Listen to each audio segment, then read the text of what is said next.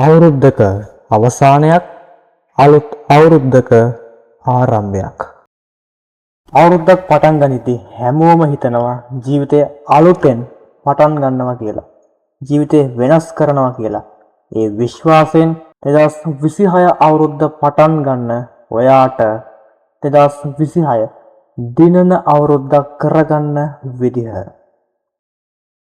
2025 අවුරුද්ද ඔයා බලාපොරොත්තු වුණ විදිහට ඉවර වෙන්නත් පුළුවන් නොවෙන්නත් පුළුවන්. මුලින්ම ඔයා 2025 අවුරුද්ද දිහා ආයෙ හැරිලා බලන්න. කොලයක් අරගෙන මේ ප්‍රශ්නවලට ඔයාම උත්තර හොයන්න.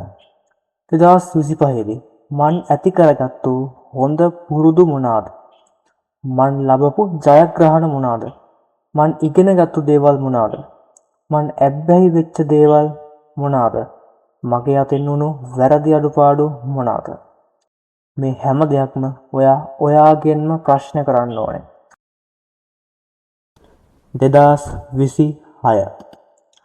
2025 ඔයා දියුණු කරගත්තු හොඳ දේවල් ඒ විදිහටම දිගටම කන්ටිනියු කරගෙන යන්න. ඒවා තව තවත් ඉම්ප්‍රූව් කරගන්න.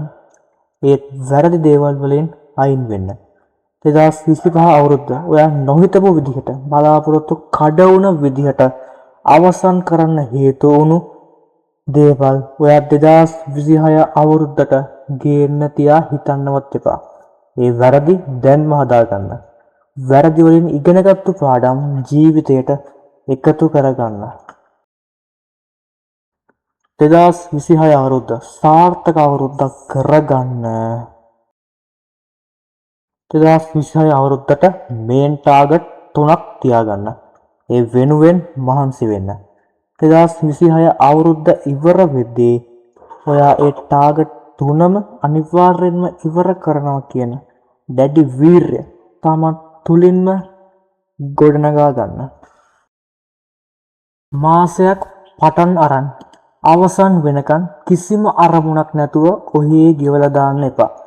මාසේ පළවෙනි දවසේම මුළු මාසෙම ප්ලෑන් කරන්න. මාසේ සති 4ට වෙන් කරගෙන ඒ සතියට එක එක වීක් ප්ලෑන් එක ගානේ හදාගන්න. වැරදුන තැන් ගැන හිත දුක් වෙන්න එපා.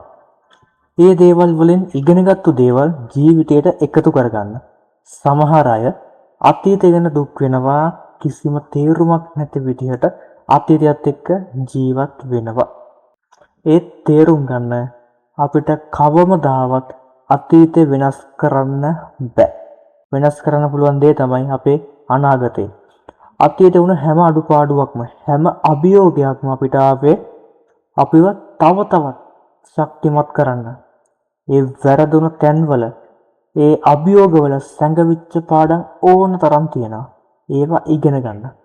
වෙනස් කරන්න පුළුවන් අනාගතය ගැන හිතන්න. අනාගතය ලස්සන කරන්න වර්තමානයේ කැප වෙන්න. අපේ මනසත් අපේ ශරීරයත් අපේ දියුණුවට බලපානවා. ඒ නිසා ශරීරය හොඳට මේන්ටේන් කරන්න අනිවාර්යෙන් ඇඟ වෙහෙසන ස්පෝර්ට් එකක් එක්සර්සයිස් එකක් කරන්න. දවසම පුටුවක් කුට්ටු වෙලා ඇඳක් කුට්ටු වෙලා කම්මැලිකම ඉන්නවා කියන්නේ ඔයාගේ ශරීර ශක්තිය එන්න අඩු වෙනවා. ඒ නිසා අනිවාර්යෙන්ම ස්පෝර්ට් එකක් එක්සර්සයිස් එකක් දිනපතා කරන්න මතක තියාගන්න.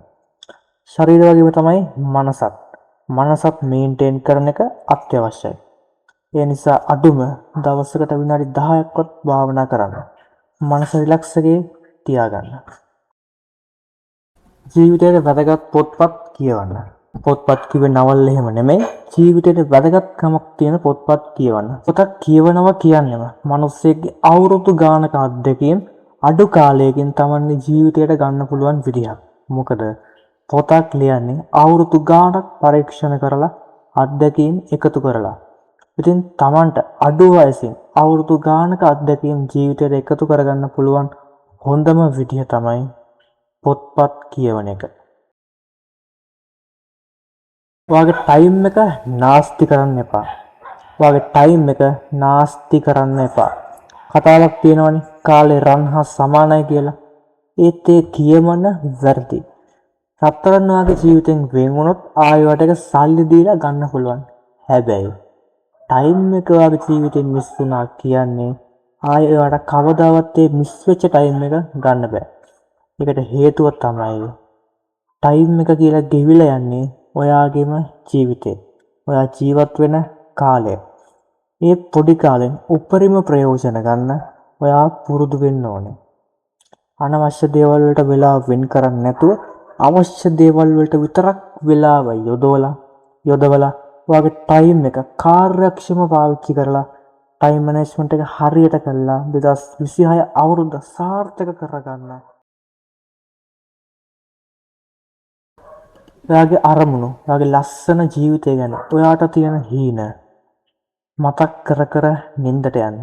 ඒ වගේම උදේට අවදි වුණාට පස්සේ ඒ හීන මතක් කරන්න. එතකොට ඔයාගේ හීන යටිසිතටම කාවැදෙනවා. ඒක ඔයාගේ අරමුණට යන්න ලොකු ශක්තියක් වෙයි. ඉතින් 2025 අවුරුද්දක් අවසාන වෙලා පටන් ගන්න මේ 2026 අවුරුද්ද හැමෝගෙම හීන සාර්ථක වෙන සුබම සුබ අලුත් අවුරුද්දක් වේවා.